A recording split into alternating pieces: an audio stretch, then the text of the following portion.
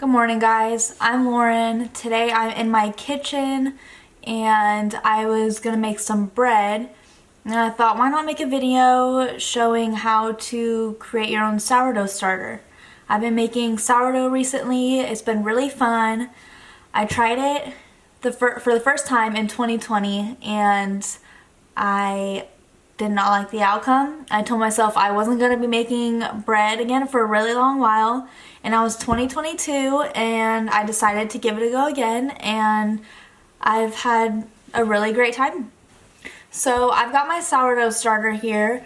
I just fed it, so it's not looking super bubbly or anything. So what you're gonna need is flour. Obviously any flour will do. I use just all-purpose flour. I think I started it with a flour bag from Walmart, and then the flour I've been using now is the King Arthur all-purpose flour. So you'll need flour and water, and that's about it.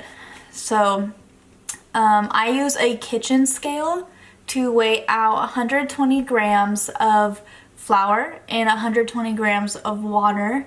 If you don't have a kitchen scale, you can use half a cup of water and 1 cup of flour.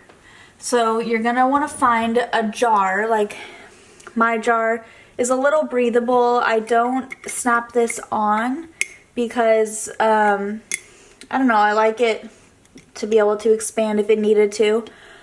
So if you have a jar with a lid, just like fit it on loosely. So you'll need to find a jar, or like a Tupperware could work. Really anything that has some sort of covering, because you don't want other particles getting inside your sourdough starter. So you're going to mix your 120 grams of water, 120 grams of flour, or half a cup of water, 1 cup of flour into your jar. And you're going to let that sit for 24 to 48 hours. Probably 2 days is going to be more like it, depending on how hot it is in your house. The ideal temperature range is anywhere from like 70 to 80, I would say. I had my starter just on my counter when I first started it a couple weeks ago, and it wasn't rising and falling how a sourdough starter should. As it ferments, it's gonna like bubble up and rise and then fall. Mine was not doing that, so I actually ended up getting my seed starting mat and putting it on my kitchen counter and setting my sourdough starter on there. And by using my seed starting mat, I'm just helping keep it warm. So after 48 hours, you should notice some bubbling, which means it's active. And what the starter is doing is it's fermenting. And that ferment is going to create your yeast, which will help your sourdough rise and give it that sourdough flavor. So after the 48 hours of letting it ferment, once you start to notice some activity, some bubbling, you can discard all but half a cup of your starter. Once you discard all but half a cup, you're gonna add back in to your starter jar the 120 grams of flour and 120 grams of water, or half a cup and 1 cup, and mix that all around.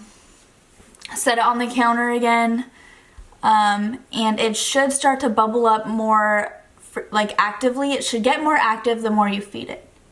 So how you know that your starter needs to be fed the next time around is it will get, mine doesn't have it since I just fed it, but on the top layer of it, it might get a little watery, like you might see a little water layer, which is completely fine. That's a-okay. It just means it's hungry. It means it wants to be fed.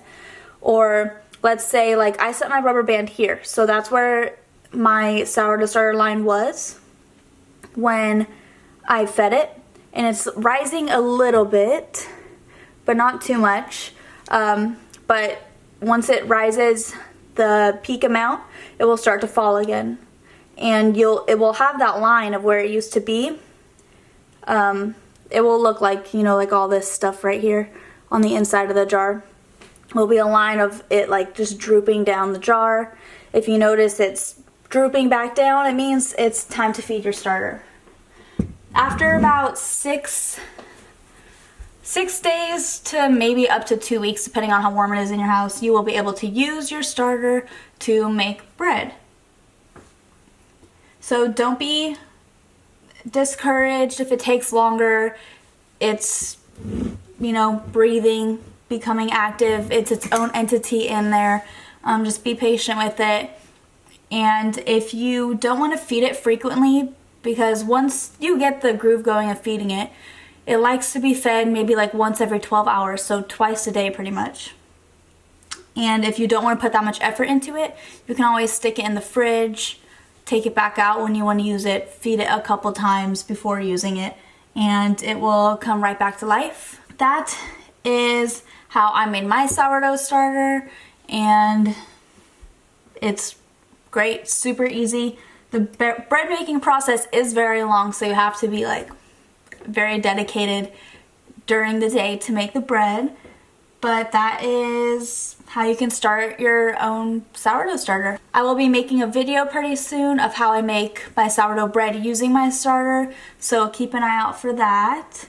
Oh, another thing is you don't want it to smell like super sour. Like, it shouldn't be repulsive. It should be like, I mean, sour obviously, but like with a sweet undertone. It shouldn't make you like gag, you know? It shouldn't be disgusting.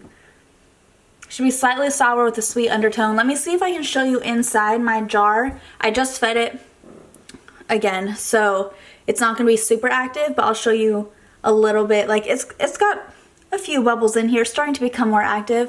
Let me see if I can get a good camera angle for you guys. All right. I don't know if you can see any of the bubbles in there, but it is starting to bubble up a little bit, and it will take a few hours for it to bubble up completely. That's my sourdough starter. Let me know if you have any other questions, since this is my first video on like bread related stuff. I don't know if I missed anything. Honestly, I'm kind of just running through what I remember in my head. Talk to you soon. Bye.